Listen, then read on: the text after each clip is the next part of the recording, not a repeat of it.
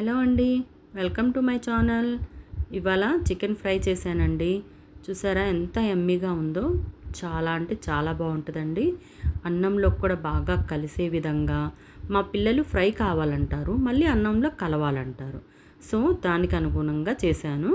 ఇది గ్రేవీగా కావాలన్నా ఇదే మెథడ్ చేసుకోండి, ఫ్రై కావాలన్నా ఇదే మెథడ్ చేసుకోండి. ఇప్పుడు ఇది ఎలా చేసుకోవాలో చూద్దామా. ముందుగా చికెన్ కడిగి పక్కన పెట్టేశానండి. ఇందులోకి కావాల్సినటువంటి 2 టొమాటాలు, 3 ఉల్లిపాయలు తీసుకొని కట్ చేసేసి ఒక ప్లేట్లో పెట్టుకున్నాను. ఇప్పుడు వీటిని సపరేట్ ఇంకో బాండీలో వేసేసి కొంచెం నూనె వేసేసి వీటిని వేపుకుందాం అనమాట. ఇవి మగ్గాలండి, సగానికి పైన మగ్గేదాకా ఇట్లాగా వేపుకుందాం అనమాట.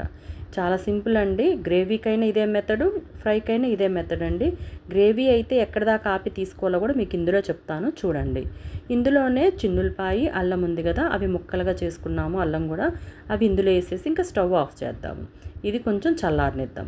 ఈలోగా చికెన్ ఇంకో పొయ్యి మీద వేసేసుకుందామండి. ఇంకో బాండీలో చికెన్ కడిగేసాం కదా, ఇప్పుడు బాండీ పొయ్యి మీద పెట్టి ఫ్రైకి కొంచెం ఆయిల్ ఎక్కువగా పడుతుందండి, అప్పుడే టేస్ట్ ఉంటుంది. ఈ కడిగిన చికెన్ని ఈ బాండీలో వేసేసుకుందాము. ఇది మంట అయితేనండి ఫుల్ మంట మీదే ఉండాలి. గుర్తుపెట్టుకోండి, చికెన్ ఎప్పుడైనా సరే ఫుల్ మంట మీదనే ఉడకబెడితే కనుక చికెన్ అనేది మెత్తగా ఉడుకుతుంది. సన్నటి సగం మీద ఫస్ట్ నుంచి పెట్టారంటే మాత్రం చికెన్ ముక్క హార్డ్గా ఉంటుంది ఉడికినా సరే.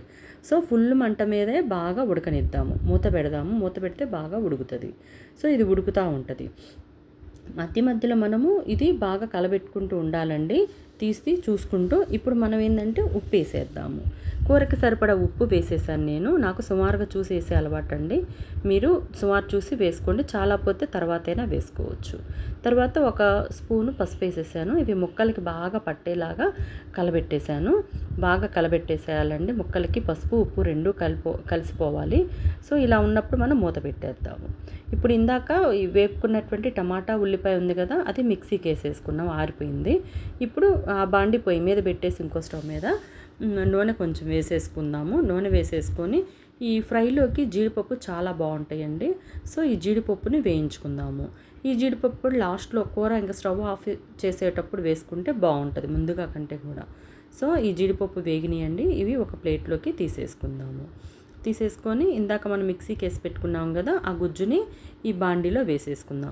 ఒక పొయ్యి మీద ఈ చికెన్ ఉడుకుతుంది, ఇంకో పొయ్యి మీద ఆ గుజ్జు వేసి అది పచ్చివాసన పోయేదాకా వేపుకుందాము. ఈ చికెన్ ఉడికేటప్పుడు మధ్యలో నేను కొత్తిమీర వేసానండి. ఈ కొత్తిమీరతో పాటు చికెన్ ఉడికితే చికెన్ అనేది చాలా ఫ్లేవర్గా ఉంటుంది. సో నేను కొత్తిమీర వేసేసి బాగా కలబెట్టేసి మళ్ళీ మూత పెడతాను. గుర్తుపెట్టుకోండి, మంట ఏమాత్రం తగ్గించొద్దు చికెన్కి.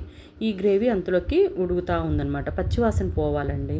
ఈ గ్రేవీకి సరిపడా సవదనం లేకుండా కొంచెం ఉప్పు, కొంచెం పసుపు, కొంచెం కారం వేస్తున్నానండి. ఈ గ్రేవీకి సరిపడే వేసేసాను. చికెన్కి మనం సపరేట్గా వేసుకుంటున్నాం కదా, సో దీనికి సరిపడి నేను దీనికి వేసేసాను. వేసి బాగా కలబెట్టేసి బాగా మగ్గనిస్తున్నాను. ఇది ఇలా చేసుకుంటే చికెన్ కూడా తొందరగా అయిపోయిద్దండి. 2 పొయ్యిల మీద ఇలా పెట్టి చేసుకుంటే తొందరగా అయిపోయింది కూర కూడా. ఇది వేగుతూ ఉంటుంది. ఇంకా ఇప్పుడు చికెన్ చూద్దాము. ఇది మధ్యలో తప్పకుండా కలబెడుతూ రండి. వాటర్ ఉన్నాయి కదా, చికెన్ మాడదలే అని అనుకోవద్దండి. ఎందుకంటే ముక్క సమపాలంలో ఉడకాలి అంటే మధ్యలో మనం ఇలా కలబెడుతూ రావాలి. లేకపోతే ఒక పక్క ఉడుకుతూ ఇంకో పక్క ఉడకదండి ముక్క. అందుకని చూసారా, ఇలా కలబెడుతూ రావాలి.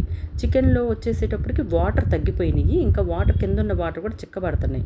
ఇలాంటి టైంలో మనము ఇంకా కారం వేసుకుందాం. కారం కూడా స్పైస్ ఎక్కువ తినేవాళ్ళు ఎక్కువ వేసుకోండి, తక్కువ తినేవాళ్ళు తక్కువ వేసుకోండి. మీకు సరిపడినంత వేసుకోండి.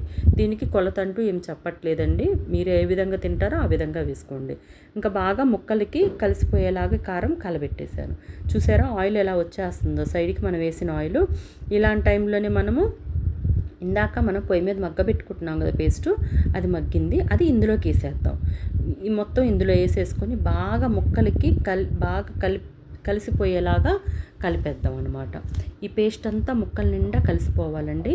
నేను మీకు గ్రేవీగా అయినా సరే ఇలానే చేసుకోవచ్చు అని చెప్పాను కదా, అది ఇదేనండి. చూసారా, ఇలా కలబెడుతూ ఇందులో కొంచెం వాటర్ పోసానండి. మీకు ఇంకొంచెం గ్రేవీగా తీసుకోవాలనుకుంటే ఇంకొంచెం వాటర్ ఎక్కువ పోసుకొని ఆయిల్ బయటకు వచ్చేదాకా ఉంచుకొని గరం మసాలా పౌడర్, కొత్తిమీర వేసుకొని ఈ ప్లేస్లో మీరు తీసేసుకుంటే గ్రేవీ కర్రీగా సూపర్గా ఉంటుందండి. గ్రేవీ కూడా చాలామంది ఇష్టపడతారు, చాలా బాగుంటుందండి. ట్రై చేయండి. అదే మీరు ఫ్రైగా తినాలి అనుకుంటే కనుక ఇంకా కొంచెం ప్రాసెస్ ఉంది, అంటే ఇంకొంచెం ఉడకనివ్వాలన్నమాట చికెన్ ఉడికిపోయింది. ఆ వాటర్ అంతా గ్రేవీ అంతా కూడా డ్రై అయిపోయేదాకా ఉంచాలి.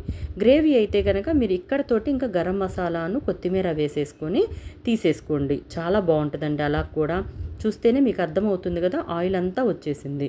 ఇప్పుడు నేను గరం మసాలా వేస్తున్నాను. ఈ గరం మసాలా పౌడర్ స్పెషల్ అండి. దీని వీడియో నా ఛానల్లో ఉంది. ఇది చాలా సింపుల్ మెథడ్లో చేసుకోవచ్చు, ఒకసారి ట్రై చేయండి.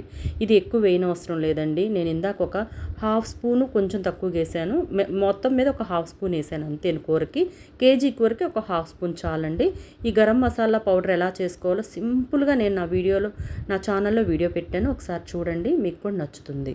చూసారా, ఇప్పుడు ఆ గరం మసాలా అనేది బాగా ముక్కలకి అంటేలాగా కలబెట్టేశాను. ఇది చాలా అంటే చాలా బాగుంటుందండి. ముక్క కూడా చాలా బాగా మెత్తగా ఉడుకుతుంది. ఇప్పుడు ఇదంతా కూడా డ్రై అయిపోయేదాకా ఉంచాలన్నమాట. ఇప్పుడు మనం మంట తగ్గించి ఉంచుకొని డ్రై అయిపోయేదాకా మనం ముక్కని వేపుకుంటూ కదిలించుకుంటూ రావాలి. చూసారా, రెడీ అయిపోయింది, మొత్తం డ్రై అయిపోయింది. ఇది ఒక గిన్నెలోకి తీసుకుందాం. అంతేనండి, చాలా టేస్ట్ ఉంటుంది. ఫ్లేవర్ అయితే అమోఘంగా ఉంటుంది ఆ మసాలా పౌడర్ తోటి. మీరు కూడా తప్పకుండా ట్రై చేయండి, మీ అందరికీ నచ్చుతుంది. మా పిల్లలైతే ఉత్త ముక్కలే తినేస్తారు, అంత టేస్ట్ ఉంటుంది. ఇవే కాకుండా నా ఛానల్లో ఇలాంటి వీడియోస్ వంటలకు సంబంధించినవి చాలా పోస్ట్ చేస్తూ వస్తానండి. చాలా సింపుల్ మెథడ్లో చేసుకునే విధానాలు చేస్తూ వస్తాను, పోస్ట్ చేస్తూ. మీరు చూడండి, ఇది చాలా అయితే చాలా బాగుంటుందండి. ఒక్కసారి ట్రై చేయండి. చికెన్ ఫ్రై, గ్రేవీ 2 విధాల ఇదే ప్రాసెస్ అండి. చాలా బాగుంటుంది, ట్రై చేయండి. మీ అందరికీ నచ్చుతుందని అనుకుంటున్నాను. చూసారా, చూస్తుంటే టెంప్టింగ్గా ఉంది కదా. నేను వెళ్ళి ఇంకా పిల్లలకు పెట్టేసి తింటాను. సో మీరు కూడా ట్రై చేయండి. నచ్చితే కనుక నా ఛానల్ని సబ్స్క్రైబ్ చేసుకొని వీడియోకి ఒక లైక్ ఇవ్వండి.